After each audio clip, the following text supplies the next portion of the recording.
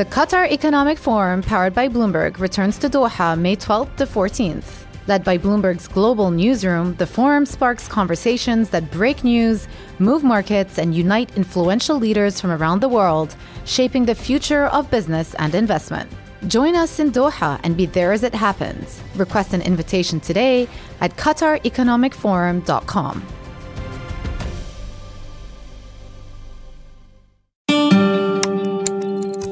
Bloomberg Audio Studios. Podcasts, radio, news. Welcome to special coverage from the Munich Security Conference. I'm Francine Lacqua.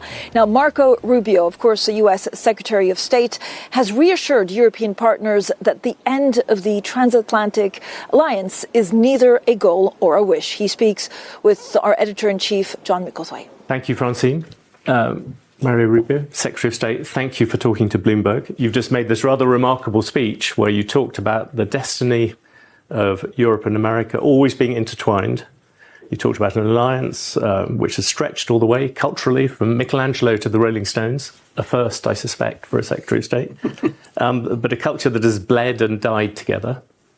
But the very common theme of your speech was the need to share the burden, the need for Europe and America to do things together, which was slightly different from the Vice President last year.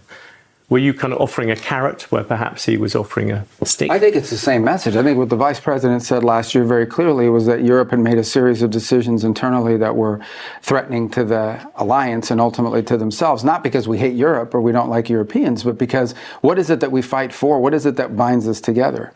And ultimately, it's the fact that we are both heirs to the same civilization. And it's a great civilization. And it's one we should be proud of. It's one that's contributed extraordinarily to the world. And it's one, frankly, upon which America is built. From our language to our system of government, to our laws, to the food we eat, to the name of our cities and towns, all of it deeply linked to this Western civilization and culture that we should be proud of, and it's worth defending. And ultimately, that's the point. The point is that people don't fight and die for abstract ideas. They are willing to fight and defend who they are and what matters and is important to them. And that was the foundation he laid last year in his speech, and we add on into this year to explain to people that when we come off as urgent or even critical about decisions that Europe has failed to make or made, it is because we care. It is because we understand that ultimately our own fate will be intertwined with what happens with Europe. We want Europe to survive. We want Europe to prosper because we're interconnected in so many different ways and because our alliance is so critical. But it has to be an alliance of allies that are capable and willing to fight for who they are and what's important. Do you see a parallel? You seem to see a parallel between the Cold War, which I think I would argue that America beat the Soviet Union because it had a common idea and it had allies on its side. You're now in a struggle with China.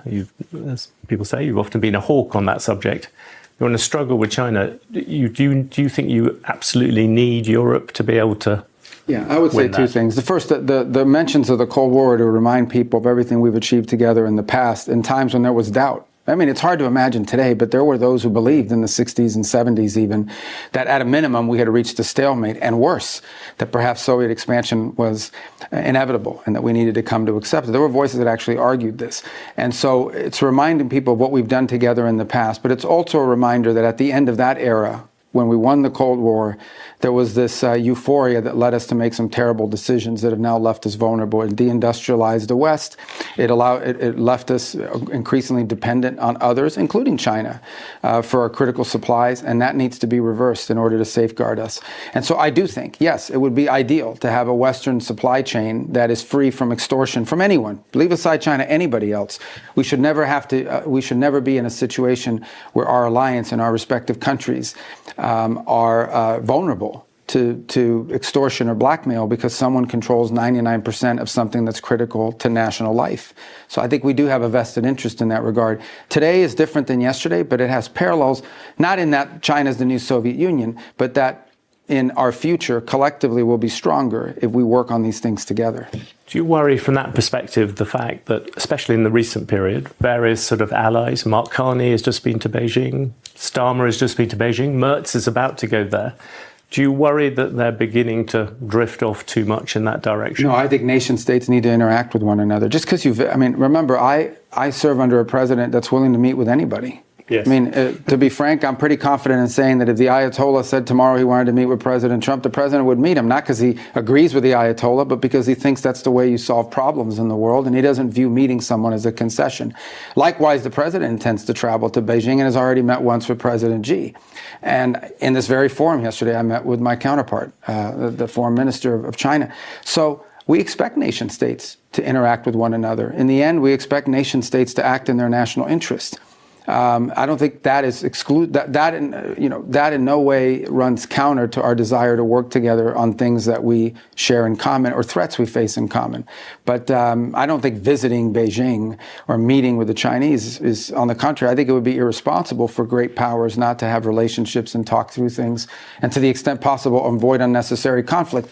But there will be areas we'll never agree on, and those are the areas that I hope we can work together on. So you think the rupture that many people have spoken about is illusory? That hasn't happened yet? Well, there's no, I mean, even as I speak to you now, there are U.S. troops deployed here on this continent on behalf of NATO. There are still all kinds of cooperation that go on at every level, from intelligence to commercial and economic. The links remain. I think there is a readjustment that's happening, because I think we have to understand that we want to reinvigorate. This alliance has to look different because the world looks different. This alliance has to be about different things than it's been in the past, because the challenges of the 21st century are different than the challenges of the 20th. The world has changed, and the alliance has to change. But the fundamental thing that has to change is we have to remind ourselves of why it is we have an alliance in the first place. This is not just a military arrangement. This is not just some commercial arrangement. It is what holds us together in the first place as an alliance, is our shared civilizational values. The fact that we are all heirs to a common civilization, and one we should be very proud of. And only after we recognize that and make that the core of why it is we're allies in the first place, can we then build out all the mechanics of that alliance. And then everything else we do together makes more sense. The place where that's being most obviously tested at the moment is Ukraine. You see all these numbers from the front where the Ukrainians do seem to be doing better in terms of what's happening to the Russians. Do you think Ukraine, or do you think Russia is still winning that war, or where do you place it militarily? I think that's a difficult war to say anyone is winning. The Russians are losing 7,000 to 8,000 soldiers a week. Yeah, not wounded, dead. Ukraine has suffered extraordinary damage, including, overnight, and again, to its energy infrastructure, and it will take billions of dollars and years to rebuild that country. So I don't think anyone can claim to be winning it. I think that both sides are suffering tremendous damage, and we'd like to see the war come to an end. It's a senseless war, in our view. The president believes that very deeply. He believes the war would have never happened had he been president at the time. So we're doing two things. So obviously we continue. Look, we don't provide arms to Russia. We provide arms to Ukraine. We don't sanction Ukraine. We sanction Russia. But at the same time, we find ourselves in a unique position of serving as probably the only nation on earth that can bring the two sides to discuss the potential for ending this war on negotiated terms. And it's an obligation we won't walk away from, because we think it's a very unique one to have. It may not come to fruition, unfortunately. I hope it does, and I think there are days when I feel more optimistic about it than others. But we're going to keep trying, because that is, in the end, this war will not be solved militarily. It will be, in the end, it will come to a negotiated settlement. We'd like to see that happen as soon as possible. I worry that if Ukraine loses the war, it's going to be a disaster for the transatlantic relationship, because Americans will say the Europeans didn't provide enough arms, and Europeans will look and remember the meeting in the White House and Zelensky and Trump, and they will blame the other way. That would ignore reality. Look, Ukraine, first of all, they deserve a lot of credit. They fought very bravely. They've received extraordinary amount of support from the United States to the tune of billions of dollars that pre-exist the war. In fact, Ukraine probably wouldn't have survived the early days of the war had it not been for American aid that came to them even before the war had started, with the Javelin missiles that disabled the tank formations. I wasn't saying it was fair. I was just saying there's a possibility. You have to deal with perceptions. No, but I'm not worried about that, because I can tell you that I think history will understand that. But I don't think the war is going to end in a traditional loss in the way people think. I don't think it's possible for Russia to even achieve whatever initial objectives they had at the beginning of this war. I think now it's largely narrowed down to their desire to take 20% of Donetsk that they don't currently possess. And that's hard. It's a hard concession for Ukraine to make, for obvious reasons, both from a tactical standpoint and also from a political one. And so that's kind of where this thing is narrowed. And, we'll continue to search for ways to see if there's a solution to that unique problem that's acceptable to Ukraine, and that Russia will also accept. And it may not work out, but we are going to do everything we can to see if we can find a deal. Like I said, there are days like last week where you felt we'd made some pretty substantial progress. But ultimately, we have to see a final resolution to this to feel that it's been worth the work.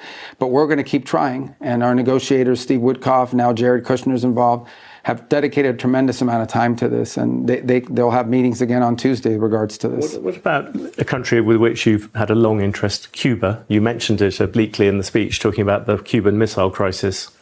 How long do you think the regime can last without oil? I think the regime in Cuba's look, the revolution in Cuba ended a long time ago and in failure. Cuba's fundamental problem is that it has no economy, and its economic model is one that has never been tried and has never worked anywhere else in the world. Okay, it doesn't have a real economic policy. It doesn't have a real economy. Not to forget, put aside for a moment the fact that it has no freedom of expression, no democracy, anything, no respect for human rights. The fundamental problem Cuba has is it has no economy, and the people who are in charge of that country, in control of that country, they don't know how to improve the everyday life of their people without giving up power over sectors that they control. They want to control everything. They don't want the people of Cuba to control anything. So they don't know how to get themselves out of this. And to the extent that they've been offered opportunities to do it, they don't seem to be able to comprehend it or accept it in any ways. They would much rather be in charge of the country than allow it to prosper. Is there any kind of off-ramp for the regime? I mean, previous ones, when you negotiated with Venezuela, you said if they agreed with various things, it would be possible to continue. There is. I mean, look, I think you have to... What could the Cuban regime do? Well, I'm not going to tell you or announce this in an interview here, because obviously these things require space and time to do it in the right way. But I will say this, that it is important for the people of Cuba to have more freedom, not just political freedom, but economic freedom. The people of Cuba, and that's what this regime has not been willing to give them, because they're afraid that if the people of Cuba can provide for themselves, they lose control over them, they lose power over them. So I think there has to be that opening, and it has to happen. And I think now Cuba's faced such a dire situation. Remember, this is a regime that has survived almost entirely on subsidies, first from the Soviet Union, then from Hugo Chavez, and now for the first time it has no subsidies coming in from anyone. And the model's been laid bare. And it's not just, look, multiple countries have gone in and helped. The problem is that you lose money in Cuba. They never pay their bills. They never end up paying. It never ends up working out. There were European countries that went to Cuba and made what they thought were investments in certain sectors, only to have the contracts canceled and get themselves kicked out, because the Cuban regime has no fundamental understanding of what business and industry looks like, and the people are suffering as a result of it. So I think certainly their willingness to begin to make openings in this regard is one potential way forward. I would also say, and this has not been really talked about a lot, but the United States has been providing humanitarian assistance directly to the Cuban people via the Catholic Church. We did it after the hurricane. We actually just recently announced an increase in the amount we're willing to give, and that's something we're willing to continue to explore. But obviously, that's not a such long-term solution to the problems on the island. Marco Rubio, thank you very much for talking to Bloomberg. Thank you. Great and substantial interview there. The Secretary of State, Marco Rubio, speaking to our very own editor-in-chief, John Micklethwait. Now, Secretary Rubio really seeking to reassure some of the allies, but also seeking to reassure Europe of the U.S. commitment to the continent, whilst at the same time criticizing Western leaders for what he calls a dangerous delusion of open borders, free trade, and punishing energy policies. Now, they also talked about Ukraine, Iran, Venezuela, and then queried about the relationship with China. The Secretary said it would be a geopolitical malpractice not to be in conversations with China. Well, that's it for our special coverage right here from the Munich Security Conference. I'm Francine Lacroix, and this is Bloomberg. April 29th and 30th, Bloomberg House arrives in Miami at the Formula One Grand Prix. Set against one of the world's most electrifying sporting events, Bloomberg House brings business, investment, and culture together. Powered by Bloomberg journalism, real-time data, and forward-looking conversations. From onstage discussions to exclusive networking with global leaders, this is where ideas connect. Bloomberg House Miami. Learn more at bloomberglive.com/Bloomberg House Miami.